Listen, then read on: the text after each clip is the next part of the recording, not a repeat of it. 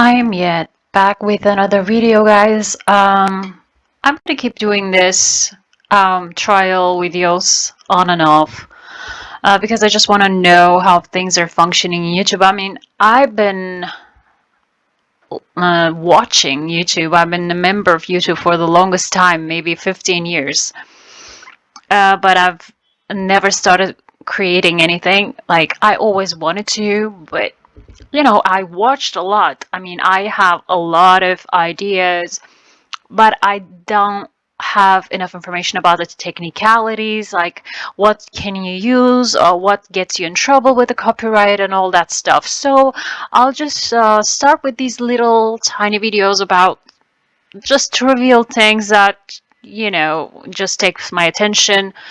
So and in the meantime, when I'm trying to upload and edit minimally, I will try to learn as much as I can. And if you have any suggestions on how to move forward, the next steps, and if you have any advice on how should I proceed with my next videos and how to make it a little bit more interesting for you to listen. I mean, I'm not going to be one of those YouTube videos where it's going to be all jumpy and flashy. I want to concentrate on informative, like and kind of like informing people and expressing my opinions about certain um, issues and topics. So it's not going to be one of those flashy ones.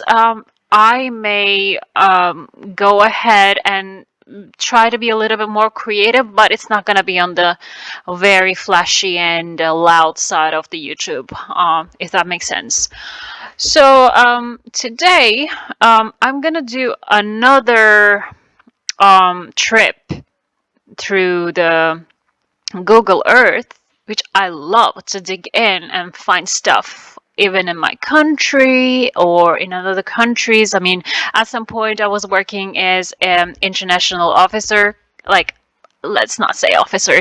I was working as international relations, kind of like um, how do you say, like, I was responsible for the international relations for a company, and my job was to find local companies from other countries, specifically the ones that I am working with.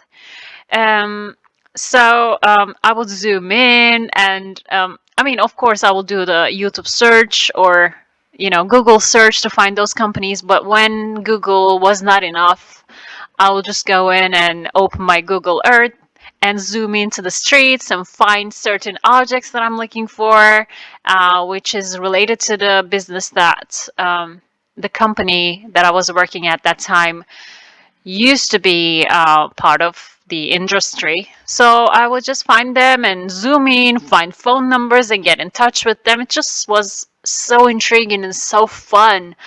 I love to do these things, and when I'm zooming in a country on a street, it just gives you so much, information about how the life is, how are the people living their lives, their culture, the daily life. Um, I don't know if I'm gonna be getting in trouble with Google regarding this issue because I know that they don't show faces. But let's see. I mean, it's just gonna be trials and errors, I think.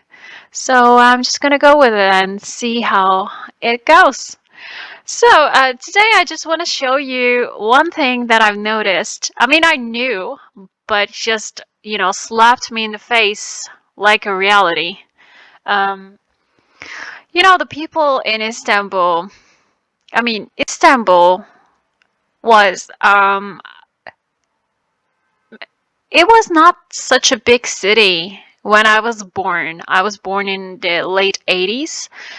Um, so as you can see, it just spreads wide until here.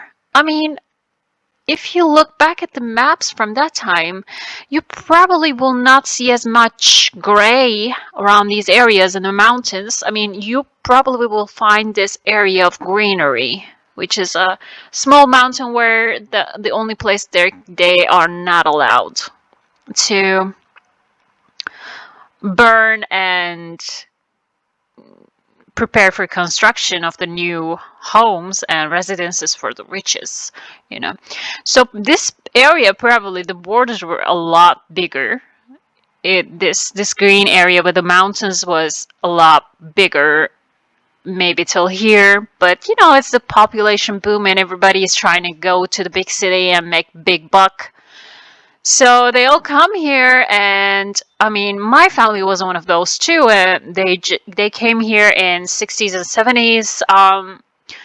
My father had his high school education here in Istanbul, and my mother already had high school education. I mean, she came a little bit later, so she started working in Istanbul, and that's when they met. Anyways, it's not a love story, let me tell you. Anyway, so so pretty much what I'm trying to tell you is Istanbul became the junkyard of human populations uh, that is being transported from all around Turkey. What I mean by junkyard, I'm not gonna. It is just an analogy. I am not trying to tell people that it's junkyard, but when they are destroying the environment, they're coming in and they're not adding anything. They're just taking and taking and taking. I mean, that's kind of like a junk behavior. Um, but other than that, I know there were people just trying to survive because of the industrialization. They don't have any jobs anymore, or maybe they had bigger families, like 9 siblings after their parents passed away. We're talking about a generation where the boomers, generally boomers that were born in the villages, and there were like 9 siblings, 10 siblings, sometimes 12 from 2 different wives. You know, this is the reality of Turkey.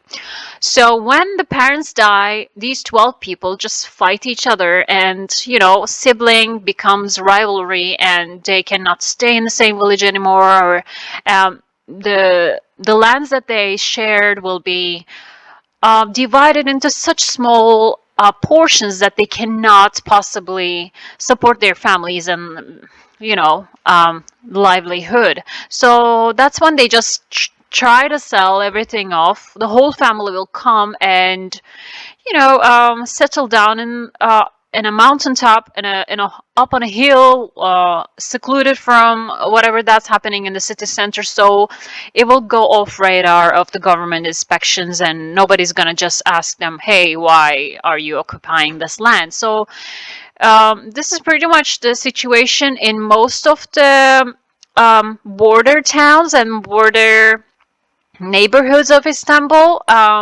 They just came in the 60s and 70s, and nobody asked why, because they had no way of stopping this migration, and these people had to live. And there was a big industrialization movement happening in Istanbul, mostly in these regions here, in these regions where it's like this road, surrounded by this road. So these people had to stay somewhere. They came with their family to work in the factories to make rich the richer. So they just had to turn a blind eye. Otherwise, how would they make more money by producing more things? And in turn, those people who are working in the factories will be the ones buying those products as well. So, I mean, I think it's just kind of known thing. I'm sure it happens all around the world, but it's just, I know for sure it happens in here. I cannot mention an opinion. I cannot have an opinion without having knowledge about what's happening in other parts of the world. But this is definitely what I observe and what I experienced happening in Istanbul and in other big cities in Turkey, but especially in Istanbul. So I just want to show you something. These people, when you're talking about the people who migrated from the villages, you're talking about people who come from the mountains, like nature, animals, and you would imagine, like, and you would think when they come to Istanbul, they will think, oh, let me have a little garden that's reminding me of my village. Maybe I can plant some, like vegetables, and maybe have some chickens and stuff like that. So let me just zoom in here. This is one of those villages where, I mean, I mean, I think it's a village, but just because in a mega city it's not called village, in my opinion, it's a village. So let me just zoom in here.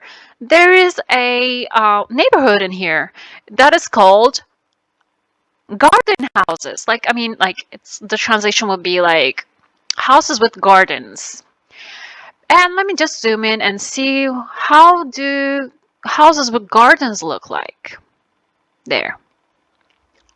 I mean, yesterday I just spent like 5 minutes trying to search a house with garden. These are on the streets. These are not gardens. I mean, I don't know, maybe they are like patio, but you cannot really call them garden because it's where you walk. Bahçeli evler. This is the houses with garden neighborhood. I mean, look, I'm gonna go and go and go. Just let me know if you find and spot any place with a garden. Anywhere. Anywhere with a garden. Let me see. Okay. Alright. Okay. This is not a garden again, it's patio. I mean, these people, I don't know. I'm sure these trees were planted later on. When they came here and they just took over this place. I don't know how. To be honest, some of them they will say they bought it. Some of them they will say just no, we just went there and built a one-story house overnight, and then we built other stories later on with the same, same foundation without making any improvements. So this is the neighborhood that is called Houses with Gardens. Where are the gardens? Tell me, someone tell me, where are the gardens? Here, this is not a garden. It's just an empty space where people didn't build a building, so it's just empty.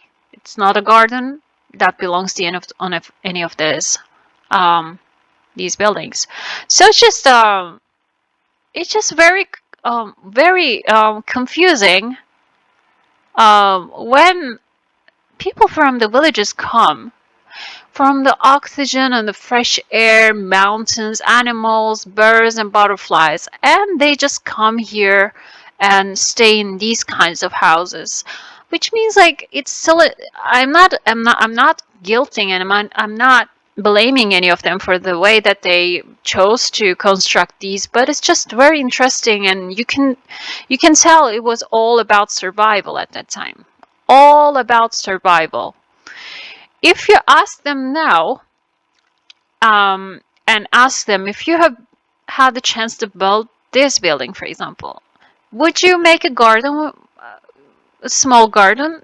They probably will say yes, but at that time they came with whole family, probably was trying to, occupy the most amount of space possible, because if they left a garden, then somebody else will come and take it. So it's pretty much like, those stories about how the American settlers, I mean Irish and English settlers, went to Americas, and they just raced for the lands with the caravans and all that.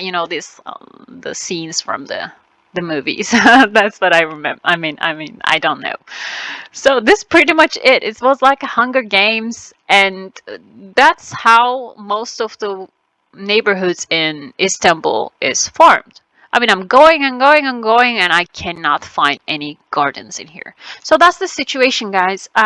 This is just something interesting observation that I found, and I wanted to share with you. And if you want me to go through a topic, please let me know.